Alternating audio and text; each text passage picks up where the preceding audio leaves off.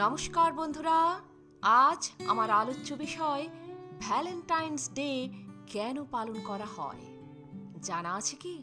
তো চলুন জেনে নিই। ফেব্রুয়ারি মাস মানেই প্রেমের মাস। হাতে গোলাপ, মনে বসন্তের ছোঁয়া, এসবকে সঙ্গে করেই শুরু হয়ে গেছে এবছরের প্রেম পার্বণ। রোজ ডে দিয়ে শুরু, এরপর propose day, chocolate day, teddy day, promise day, hug day, kiss day এবং সর্বশেষ হলো বহু প্রতীক্ষিত ভ্যালেন্টাইন্স ডে। টানা এক সপ্তাহের প্রেম পর্ব। প্রতি বছর 14ই ফেব্রুয়ারি বিশ্বজুড়ে পালিত হয় ভ্যালেন্টাইন্স ডে। এই দিনটিতে প্রত্যেকেই তাদের প্রিয়জনের প্রতি ভালোবাসা প্রকাশ করে। তবে বেশিরভাগ মানুষেরা এটা মনে করেন যে এই দিনটি কেবলমাত্র প্রেমিক প্রেমিকা ও দম্পতিদের জন্য। এটি একদমই সত্য নয়। যে কেউ এই দিনে তাদের প্রিয়জনকে শুভেচ্ছা জানাতে পারেন। সে যে কেউ হতে পারে, যেমন পরিবারের সদস্য, বন্ধু, ভাই বোন এবং অন্যান্য ব্যক্তি যারা আপনার জীবনে গুরুত্বপূর্ণ ভূমিকা পালন করেন।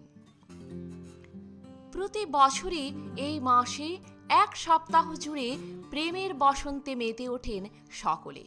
কিন্তু কেউ কি জানেন কেন পালন করা হয় এই ভ্যালেন্টাইন্স ডে? পালনের পিছনে কি এর ইতিহাস? আপনি যদি এ সম্পর্কে না জেনে থাকেন, তবে এই ভিডিওটি আপনার জন্য। আজ এই ভিডিওতে আমি আপনাদের জানাবো কেন 14ই ফেব্রুয়ারি ধুমধাম করে সারা বিশ্বের মানুষ প্রেমের জোয়ারে ভেসে ওঠেন এবং কেনই বা পালন করা হয় এই দিনটি। তো চলুন জেনে নেওয়া যাক।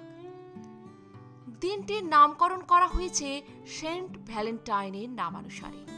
5ম শতাব্দীর শেষের দিকে পোপ গ্যালিলিয়াস 14ই ফেব্রুয়ারি দিনটিকে ভ্যালেন্টাইন্স ডে হিসেবে ঘোষণা করেছিলেন। আমরা যদি ইতিহাসের পাতাগুলি উল্টে দেখি, তবে দেখতে পাব যে 3য় শতাব্দীর সময় রোমের বাসিন্দা, পুরোহিত ও চিকিৎসক সেন্ট ভ্যালেন্টাইনের আত্মত্যাগের স্মরণে উদযাপিত হয়েছিল এই দিনটি। যিনি ছিলেন একজন ধর্মপ্রচারকও। পাশাপাশি তিনি রোমান সৈন্যদের বিবাহ বন্ধনে আবদ্ধ হওয়ার জন্য বিবাহের অনুষ্ঠানও করতেন। দ্বিতীয় ক্লডিয়াস একজন রোমান সম্রাট, যিনি বিশ্বাস করতেন যে অবিবাহিত সৈন্যরা বিবাহিতদের চেয়ে বেশি দক্ষ, তাই তাদের বিয়ে করতে নিষেধ করেছিলেন।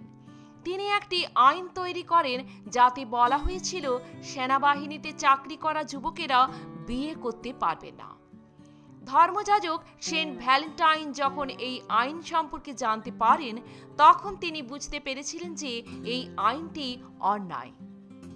তাই যে সকল সৈন্যরা বিবাহ বন্ধনে আবদ্ধ হতে চান, তাদের জন্য গোপনে বিবাহের কাজ চালিয়ে যান তিনি।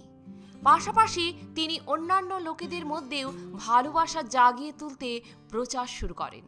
কিন্তু খুব তাড়াতাড়ি দ্বিতীয় ক্লডিয়াস সেন্ট ভ্যালেন্টাইনের এই কাজ সম্পর্কে জানতে পারেন এবং ভ্যালেন্টাইনকে মৃত্যুদণ্ড দেওয়ার আদেশ দেন। যিনি প্রেমের জন্য নিজের জীবনকে উৎসর্গ করেছিলেন, সেই সেন্ট ভ্যালেন্টাইনের আত্মত্যাগকে স্বীকার করে সেখানকার মানুষেরা তাকে একটা দিন উৎসর্গ করার কথা ভাবে। আরও একটি গল্প আছে যেখানে বলা হয়েছে যে সেন্ট ভ্যালেন্টাইনকে ধর্মপ্রচারের মামলায় অভিযুক্ত করে কারাবাসে পাঠানো হয়। কারাবাসে থাকার সময় তার চিকিৎসার জাদুতে একজন কারারক্ষীর অন্ধ মেয়ের দৃষ্টি তিনি ফিরিয়ে দেন। এরপরেই সেন্ট ভ্যালেন্টাইনের কাজে অনুপ্রাণিত হয়ে মেয়েটির পরিবার সহ অনেকেই খ্রিস্ট ধর্ম গ্রহণ করেন এবং মেয়েটির সঙ্গে ভ্যালেন্টাইনের একটি সম্পর্ক তৈরি হয়। সেখানকার রাজার কানে এই খবর পৌঁছানো মাত্র আইনকে অমান্য করে ধর্মপ্রচারের অপরাধীর জন্য ভ্যালেন্টাইনকে মৃত্যুদণ্ডের আদেশ দেওয়া হয়। তার মৃত্যুদণ্ড কার্যকর হওয়ার আগে সেন্ট ভ্যালেন্টাইন মেয়েটিকে উদ্দেশ্য করে একটি চিঠি লেখেন, যাতে চিঠির শেষে লেখা ছিল লাভ ফ্রম ইয়োর ভ্যালেন্টাইন। সেই থেকে মানুষ তার নামটিকে ভালোবাসার প্রতীক হিসেবে বিবেচনা করে। পরে পোপ গ্যালিলিয়াস প্রথম এই দিনটিকে ভ্যালেন্টাইন্স ডে হিসেবে ঘোষণা করেন। তো বন্ধুরা, আজ এ পর্যন্তই। ভালো থাকবেন, সুস্থ থাকবেন।